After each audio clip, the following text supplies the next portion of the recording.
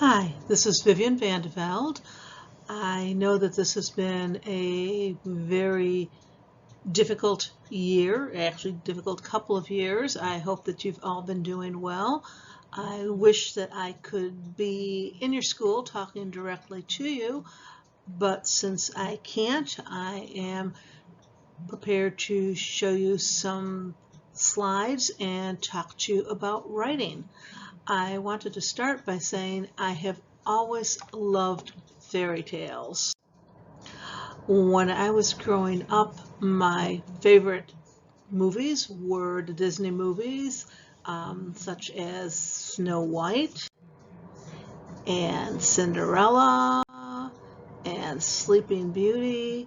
I loved everything about these, the songs, the dancing, the stories. I loved fairy tales because of the idea of magic and of wishes coming true and some of the magical creatures that would be in those stories.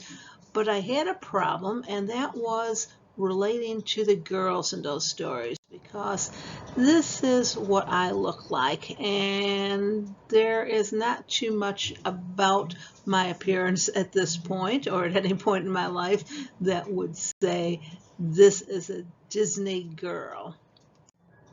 Still, I love fairy tales, so when I decided that I wanted to be a writer, my very first book is a fairy tale type of story. Hidden Magic is not based on any one particular fairy tale, but it has a lot of fairy tale elements to it.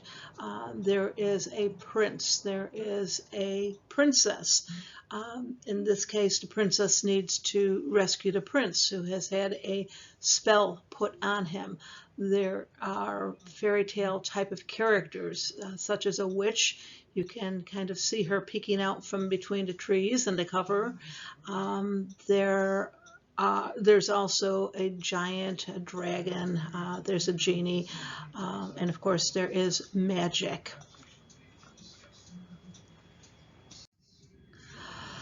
But at one point I decided, okay, I wanted to actually retell some fairy tales because fairy tales don't make a lot of sense. There are characters who do things for crazy reasons. They have very strange names, things that any normal person would do. That isn't necessarily the route that the fairy tale characters will take. So I wanted to retell some fairy tales, and I'm going to read to you from Tales from the Brothers Grimm and the Sisters Weird. But before I do that, I did want to share the cover of what this book looked like when it came out originally in hardcover. There are three characters hiding or peeking out, I should say, from under the bed. I think that they look demented. The two that are closest to the wall, I think, look demented in kind of a friendly way. In fact, I think I may well have dated that guy who is close to the nightlight. I might have dated him when I was in college, but the one that is closest to us is just so incredibly ugly with his big blue tongue and just a few teeth, and yeah, I just hate looking at him. I do like certain elements of this cover. There is a spider on the pool for the shade, and you'll notice that there is a fourth character who is in the bed. You can just barely make out someone is reading a book, and on the cover of the book there is a wolf wearing a bonnet, so obviously someone reading Little Red Riding Hood. Tales from the Brothers Grimm and Sisters Weird came out first in hardcover, but it eventually came out in paperback, and so probably the edition that you would see in your library would be this one, which again has some strange looking people, but I do like this one a little bit better. A fact that might surprise you: most often authors have no say about what's going to be on the cover of their own book. The story that I am going to read to you is based on Little Red Riding Hood. This is a picture of me wearing a red, it might be a riding hood or it might be a poncho. It's difficult to say. This is a picture of our cat who one Halloween dressed up as Little Red Riding Hood. You can see the basket of goodies that she has. And here's a picture of Little Rat Riding Hood. By the way, I have to ask, what kind of mother names her kid after an article of clothing? How would you like to be named Little Gray Hoodie, or Little Pink T-shirt with a picture of a unicorn, or Mr. Nike Air Max 270? I do have a collection of stories called Cloaked in Red that are all different stories having to do with a girl, a red article of clothing, a trip through the woods, and a wolf of one sort or another. The story that I'm going to read to you is not in Cloaked in Red. It comes from Tales from the Brothers Grimm and Sisters Weird. I also have a collection of stories that all have to do with the Rumpelstiltskin story, and those are told from the points of view of the different characters in the story. So one told from the point of view of the miller, one from the point of view of the king, one from the miller's daughter, and several different versions of who Rumpelstiltskin was, and telling his story. Before I read to you that story, one of the things that I want to do is to talk to you about your own stories. Each one of you is different. No matter how far back we go in history or going way into the future, there has never been, there never will be anybody just like you, no matter where in the world. And because there's only one you, and because you have your own way of looking at things, any story that you tell would be different from anybody else's story. So I want to encourage you to share your stories, because if you don't share your stories, that story will be lost to the world. Now, when I'm talking about stories, mostly I'm talking about stories like we would see in a book, which is, the kind of stories that I tell. But you can tell stories by writing, either with pen and paper or on a computer. You can tell stories out loud, just being a storyteller, not a story writer. You can tell stories through pictures. This is a picture of Twitch the squirrel being very excitable the way he normally is. Twitch is one of the characters from some of my other books. Or you can have realistic looking drawings, or you can have photographs, or you can combine photographs with things that are added with your computer. You can tell stories through music. And by music, I mean not only singing, but also by playing musical instruments. A lot of stories are told by just the sound of music. We don't even need the words, and we can get the hint of feelings by the title and by the music itself. We can tell stories by dance. We can tell stories by quilts. This was something that happened at that time in the history of the United States during the era of slavery, where people would give instructions to escaping slaves by the quilts. So the quilts would tell a story of how to escape. We can tell stories by sculpture.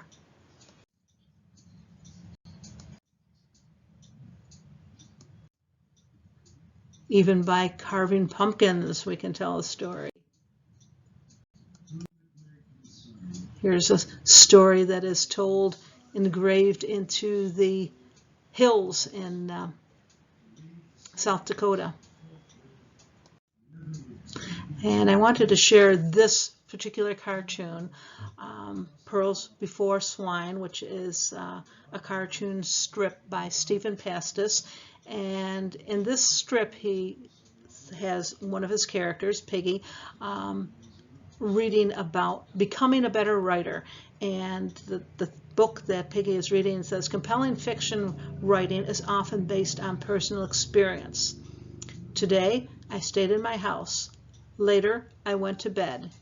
And he tells his friend Rat, this is a bad time for writers. This is not a bad time for writers. This is a time that is pretty much unlike other times in history.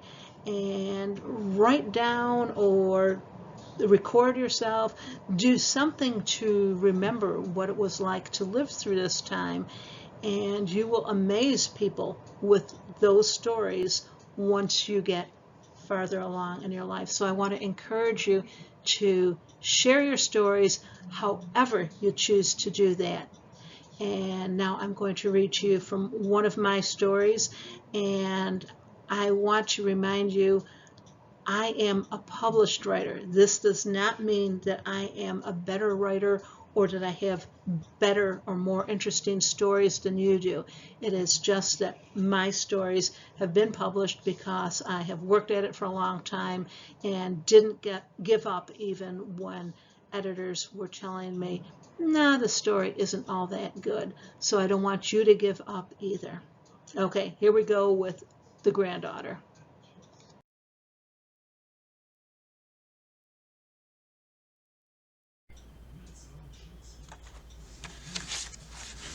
So I am going to be reading to you from Tales from the Brothers Grimm and the Sisters Weird, the short story called, The Granddaughter. Once upon a time, in a land and time when animals could speak and people could understand them, there lived an old woman whose best friend was a wolf. Because they were best friends, they told each other everything. And one of the things that Granny told the wolf was that she dreaded visits from her granddaughter, Lucinda. I'm afraid my son and his wife have spoiled her, Granny said to the wolf as they shared tea in the parlor of the little cottage Granny had in the woods. Children will be children, the wolf said graciously. He had no children of his own, so he could afford to be gracious. I'm sure she can't be all that bad. You'll see, Granny told him. You haven't seen Lucinda since she was a tiny baby who couldn't even talk, but now she's old enough that her mother has said she can come through the woods on her own to visit me. Lucky you, the wolf said with a smile. Lucky me, Granny said, but she didn't smile. The wolf didn't visit Granny for nearly a week, being busy with wolf business in another section of the forest where he was advising three porcine brothers. Porcine, by the way, is a different word for piggy. He was advising three porcine brothers on home construction. After he came back, though, he was walking near the path leading from the meadow to Granny's house when he saw a little girl with a picnic basket. He recognized her right away from the picture Granny kept on her mantle. Hello, he said, loping up to the child. You must be Lucinda. Don't call me that, the girl snapped. She stopped to glare at him. I'm Little Red Riding Hood. The wolf paused to consider. A Little Red Riding Hood is what you're wearing, he said. It's not a name. It's my stage name, the girl said. She swirled her cape dramatically. I'm going to be a famous actress one day, and I'm going to travel all around the world, and when I do, all my clothes will be red velvet. It'll be my trademark. The wolf nodded and opened his mouth, but before he could get a word out, Little Red continued, Madame Yvette, she's my acting instructor, Madame Yvette says every great actor or actress needs a trademark. Mine will be red velvet because Madame Yvette says I look stunning in red velvet. Not everybody can carry off such a dramatic color, you know, but I have the coloring and the flair for it. The wolf nodded and opened his mouth. But before he could get a word out, Little Red continued, I played Mary in our church's Easter pageant, and my performance was so touching. Everyone in the congregation wept. They actually wept. Even the priest had tears in his eyes, and you've got to believe he's seen an Easter pageant or two in his time, so you know I must have been stunning, even though they told me Mary had to wear white linen and not red velvet. The wolf nodded, but before he could get his mouth open, Little Red continued, when I go on tour, I'm going to demand that all the theaters I perform in must have red velvet seats. And I'll travel in a coach with red velvet cushions, and kings and queens and emperors and popes will stand in line by the roads waiting for hours for a chance to catch a glimpse of me. Little Red paused for breath. The wolf was pretty sure, since there was only one pope, and that since there was only the one, he probably wasn't permitted to stand on roadsides waiting for actresses to pass by. But he didn't want to waste his opportunity to speak and decided he better say something important. He said, well, probably I should introduce myself. Oh, I know who you are, Little Red interrupted. You're that wolf who's my grandmother's friend. Yes, I noticed the scratch marks your claws left on her hardwood floors. I told her, I said, I don't know how you put up with it. I mean, having a non-human friend is one thing, I told her, but scratches and dings on the floors and furniture, which just make the whole house look shabby, is another. After all, I have an image to maintain for my fans. Little Red leaned forward to lay her hand on the wolf's shoulder. She didn't seem to notice that his eyes were beginning to glaze over. She said, I know I can speak frankly with you because you've been a friend of the family, so to speak, for ages, so you've got to know I'm only telling you this for your own good, but you really should consider meeting my grandmother outside in the garden. She could sit in a nice comfy lawn chair, and then you wouldn't have to worry about scratch marks or shedding or fleas or anything like that. Fleas, the wolf thought. Fleas? But Little Red continued on. And meanwhile, I told Granny, have you ever tried Professor Patterson's wood replenishing cream? Madame Yvette uses it to polish the stage. It's great for bringing out the natural shine of wood. Granny had never heard of it, which, of course, I'd already guessed by the state her furniture was in, but I told her I was sure my mother would be willing to spare a jar of hers, since Granny's floors were in such obviously desperate need. Little Red stopped for another breath, but by then the wolf's head was spinning. He was just opening his mouth to protest that he did not have fleas, but he wasn't fast enough. Little Red started telling him about other products that her mother used around the home, and once she started, he wasn't able to get a word in edgewise. After a few minutes that felt like an hour or two, the wolf was thinking that he was in serious danger of being bored to death. The next time Little Red paused to inhale, he pointed at the sun overhead and exclaimed all in one rush so that Little Red couldn't interrupt, My goodness, look at the time. I had no idea it was so late. I'm late for an appointment. It was nice to meet you. Goodbye. He also had the sense to start moving as soon as he started talking, which was a good thing because Little Red started telling him, even as he left, about the clock her father had bought, which had been made in Switzerland, and it had a dial to show the phases of the moon. Talk about clocks. It had a dial to show the phases of the moon, and you could set it to any one of 3 different kinds of chimes, and it was carved with something or other, but by then the wolf was speeded up and was out of earshot. He felt ready to collapse with exhaustion. The only thing that kept him going was the thought of poor Granny and the knowledge that she had to be warned. Luckily, he knew a shortcut. Racing ahead, he got to Granny's house and pounded on the door. Though it was mid-morning, Granny came to the door wearing her nightie and slippers, with a shawl wrapped around her shoulders. Before she could get a word out, the wolf said, I met her. I know what you mean. She's on her way. Quick, get dressed. There's still time to escape out the back door. Granny sneezed. Twice. 3 times. The wolf thought Little Red would probably blame him for giving her grandmother allergies, but Granny said, She gave me her cold, and now I'm too sick to leave. I hoped her mother wouldn't let her come again today. What am I going to do? I'm not up for one of her visits. Tell her she can't come in, the wolf suggested. You can't say that to family, Granny said. She blew her nose in her hanky. I can't face her. She'll tell me that it isn't a cold and that I'm sneezing because of all the dust in my house. Can you believe she told me my house is one huge dust trap and that her mother wouldn't stand for it? Yes, the wolf said, I believe it.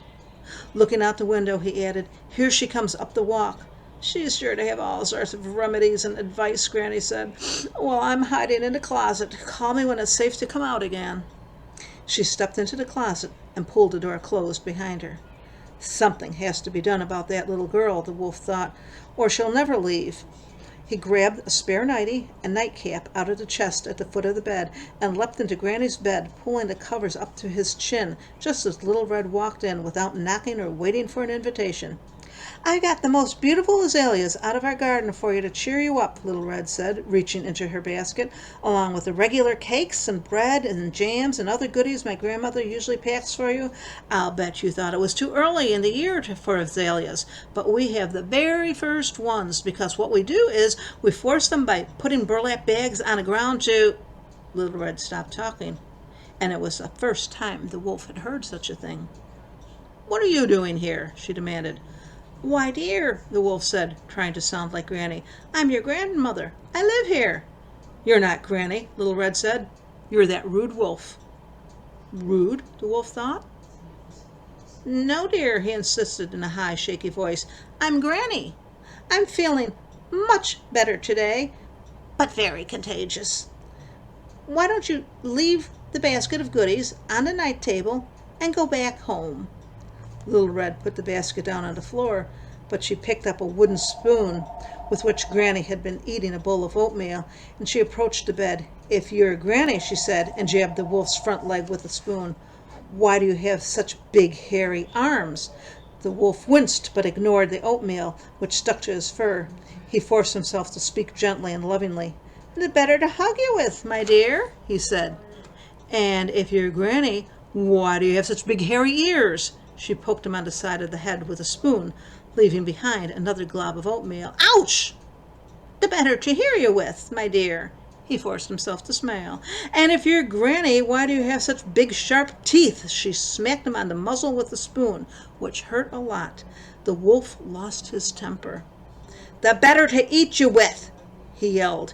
He didn't mean it, of course. He was angry, but not angry enough to eat his best friend's granddaughter. But as he jumped out of the bed, intending only to frighten Little Red a bit, his back leg caught on the blankets, and he half fell on her. Landing heavily on the floor, she began to scream. Loudly. Very loudly. Extremely loudly. She scrambled backward, knocking Granny's chair over, and continued screaming, all the while whacking away at the wolf with the wooden spoon. The wolf, still caught in the bed linens, flailed about, shredding the sheets with his claws, and began to howl. Granny, hearing all the commotion, tried to open the closet door, but the tipped chair was in the way. She was sure an intruder had come into the house and was killing both her best friend and her granddaughter. Help! She began to scream, knowing that there were woodcutters working nearby. Help! And one of the woodcutters, a neighbor man named Bob, heard her. Bob shifted his axe to his left hand and swept up his hunting musket as he took off running across Granny's yard. Throwing open the front door, he saw the snarling wolf dressed in Granny's clothes, and he saw Little Red still on the floor screaming. He assumed the worst, and he fired the musket. Just as he stepped into Little Red's basket of goodies, the bullet missed the wolf and shattered a bowl of oatmeal on the night table. What idiot's shooting the guns off in my house? Granny yelled, but nobody could hear her because of Little Red's screaming. Bob dropped the musket, which was only good for one shot before it needed to be reloaded, and switched the axe back to his right hand, all the while trying to shake the basket off his foot at the same time he was approaching the bed. Dragging Little Red out of the way, he swung his axe at the wolf just as Granny heaved herself against the closet door, scraping the fallen chair across the floor. The axe embedded itself in the edge of the door. Granny looked from the axe head, 3 inches away from her nose, to Bob. There was a moment of stunned silence. The wolf stopped struggling against the tangled bed sheets. Even Little Red stopped screaming. "What in the world did you do that for?" Granny demanded. "I thought the wolf ate you," Bob said. "I was trying to rescue your granddaughter." Too shocked for words, the wolf shook his head to indicate he'd never eat Granny. "Well," Little Red said, "some rescue. First you barge in here, tracking your muddy boots all over the floor." Bob opened his mouth to apologize, but Little Red continued, "Which I know weren't in very good shape to begin with, Granny being the indifferent housekeeper she is. I know she doesn't mind my saying that because I only mention it for her own good. And believe me, when I'm a famous actress, I'll hire a maid to give her a hand because heaven knows she isn't getting any younger." The wolf saw that Bob's eyes were beginning to bulge as his hand slipped from the handle of his axe. But Little Red continued, "But even leaving Granny's messy habits out of it, you come in here trailing big globs of mud and grass, shoot a hole through the bowl, which my family bought Granny for Christmas last year, gouge a perfectly fine door with your axe, not to mention pulling my hair, and look at this, look at this!" Everybody looked. "You are stepping into goodies my mother made, and which I brought here for my sick Granny. Never mind that I had to walk for hours to get here, and that I'm even now missing a class with Madame Yvette to be here, inhaling wolf dander and catching a chill from sitting on the floor, which no doubt will ruin my stunning speaking voice, and you call this a rescue?" Bob shook the basket off his foot. The wolf saw that the azaleas were crunched, but the food was surprisingly undamaged.